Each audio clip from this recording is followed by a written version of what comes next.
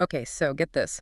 Are birds, like, actually reptiles? Oh, that's a good one. Yeah, right.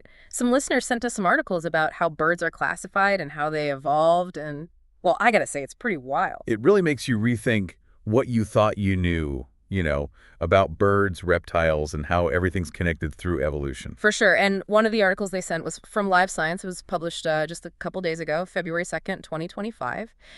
And, well, the science is a lot more complicated than I thought. So Right. I remember back in school learning about that Linnaean classification system, like if Right. it's scaly and cold-blooded, boom, it's a reptile. Yeah, that system, it was developed by Carl Linnaeus way back in the 1730s. Wow, that's a long time ago. And it worked pretty well, for centuries. Mhm. But like with any good scientific model, as we learn more, it needs to kind of evolve too. I see. So then DNA came along and like changed everything. Exactly. Yeah, DNA analysis is like a game changer. We can look at lineages all the way back in time and see these connections you just couldn't see by looking at, physical characteristics. Right. So instead of just like looking at the cover of the book, we can like read the whole story, right? Exactly, And yeah. And that's where phylogeny comes in. It classifies organisms based on shared ancestry and those genetic connections. cool. So how does all this apply to birds? Like where do they fit in this, evolutionary family tree? So let's start with Neornathes. This is the group that includes all modern birds, every bird you see today. And if you trace their lineage back, it leads to theropoda. Now, this is where it gets really interesting. Theropoda is a group of dinosaurs. Wait, hold on. So like the robin singing in my backyard is a descendant of dinosaurs. Pretty much, yeah. Wow. Okay. I'm gonna need some more convincing on that one. So it's not just that they, look kind of similar. Birds and theropod dinosaurs have these really striking skeletal similarities. They both have hollow bones, a three-fingered hand structure, and a really unique configuration of their hip bones. These shared features, plus, all the DNA evidence, strongly points to a direct evolutionary link.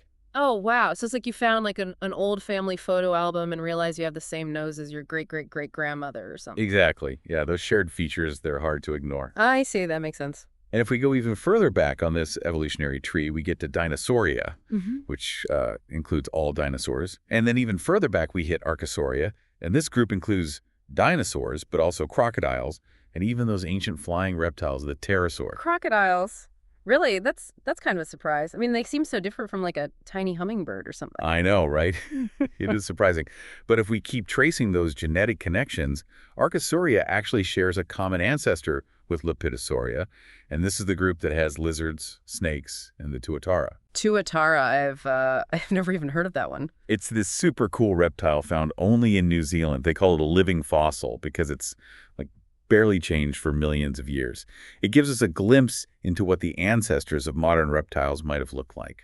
So you have all these different creatures, dinosaurs, crocodiles, lizards, and even this tuatara thing. How do they all connect in like the bigger picture? Well, that's where Sauropsida comes in. Okay. This is the ancestral group, like the OG, that gave rise to all reptiles.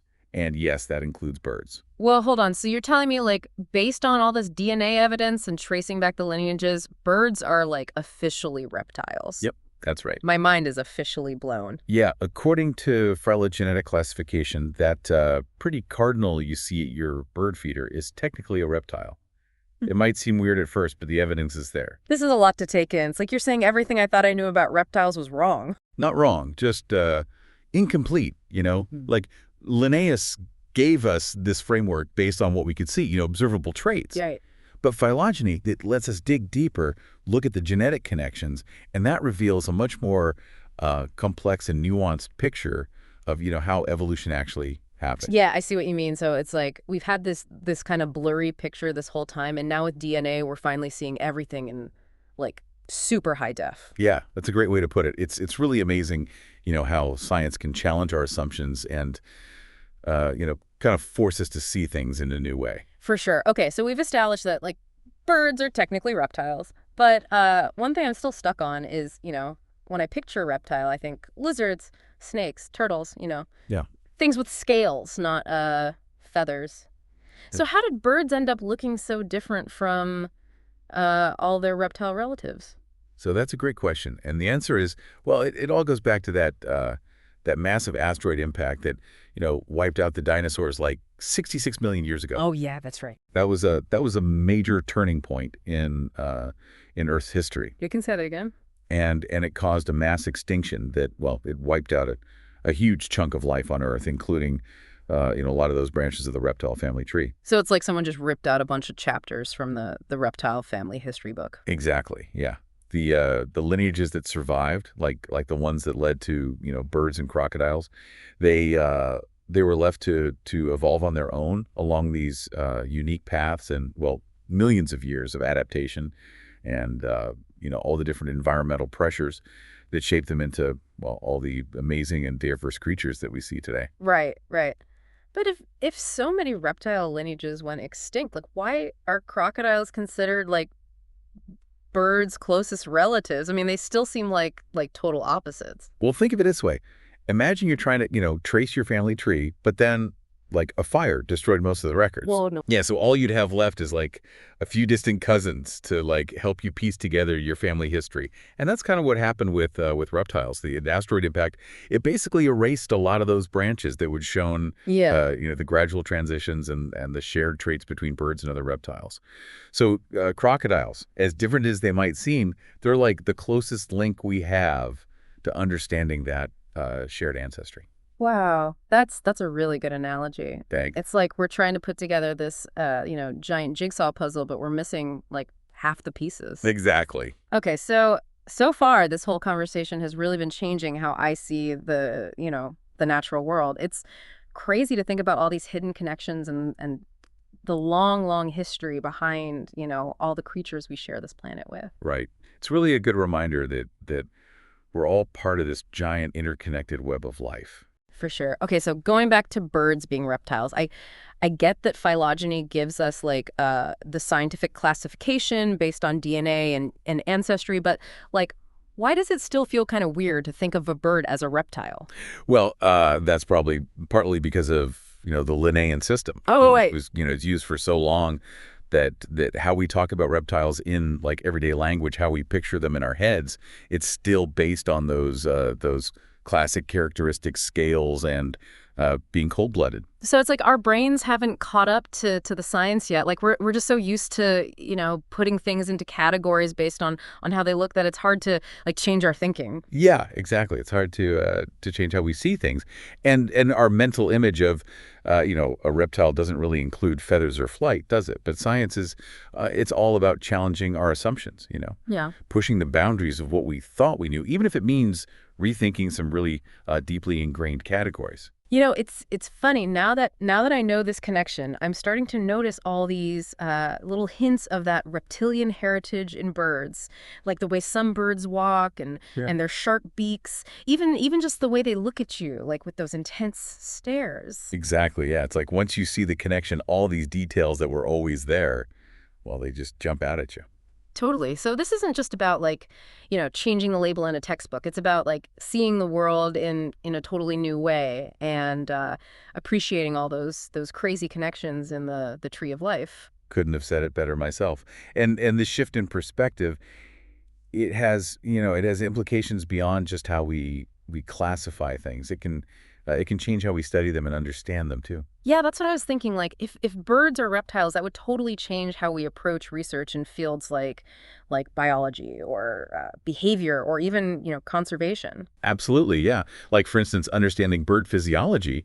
Well, now we can look at it through the lens of, what we know about reptilian biology. We can compare and contrast their respiratory systems, their circulatory systems, their skeletal structures, and even their behaviors, looking for similarities and differences. It's like we have this whole new way to look at how birds work. We can ask questions like, how did feathers evolve from scales, or like what similarities are there in how they build their nests or how they mate? Exactly, and this way of comparing them, looking at them side by side, can lead some really cool discoveries. Like, for example, there's been some recent research that found similarities in the brain structures of birds and reptiles, especially in the areas that had to do with vocalization and social behavior. Really? So like all those complex songs we hear from birds in our gardens, that could be like rooted in the hisses and chirps of their reptilian ancestors. It's definitely possible. Yeah. And it really shows how powerful evolution is, how it can like take these existing structures and shape them and adapt them to serve, new purposes. That's amazing. So evolution isn't always about creating something like totally brand new. It's also about, changing and repurposing what's already there. Exactly. Yeah. That's really cool. So I was thinking this knowledge also has like big implications for conservation, right? Because knowing that birds are part of this, ancient reptilian lineage that's been around for millions of years, it makes protecting them like even more important. Oh, absolutely. It's not just about saving, individual species. It's about preserving these entire branches of the evolutionary tree. If we lose, bird species, we're losing a part of that incredible history, connection to like the very beginning of the dinosaurs. Right. It really makes you think about how connected all life is and how we have this responsibility to, take care of the planet because each species, no matter how small or seemingly insignificant, it plays a role in this giant web of ecosystems that we all depend on. Absolutely. And knowing that birds are reptiles, it gives us this deeper understanding of their place in that web, their vulnerabilities, and the threats they face, like habitat loss and climate change and pollution. All of that impacts birds and their reptilian relatives in these really complex ways. I see. So this knowledge isn't just, something you learn in a textbook. It has these real world applications. Like it can help us come up with better conservation strategies, and guide our efforts to protect these amazing creatures. Exactly. It's about recognizing that birds are, they're key players in this much bigger story of evolution, a story that goes back millions and millions of years and includes this, vast array of creatures, both the ones that are alive today and the ones that have, long since gone extinct. Wow, we've talked about so much today. We started with the simple question: are birds reptiles? And we ended up going on this crazy journey through, evolutionary history, discovering all these hidden connections and challenging, all those assumptions we had about birds and reptiles. It's been a really fun conversation, and I think it really shows how powerful science is. It can reveal things we never expected. It can connect things that seem totally unrelated, and it can just make us feel a sense of wonder at the beauty and complexity of a natural world. That's a great way to put it. So for our listener who send in these articles, what's like the one big takeaway they should remember? I'd say it's this: the next time you see a bird flying overhead or you hear it singing in the trees, just remember that you're seeing a living example of the power of evolution.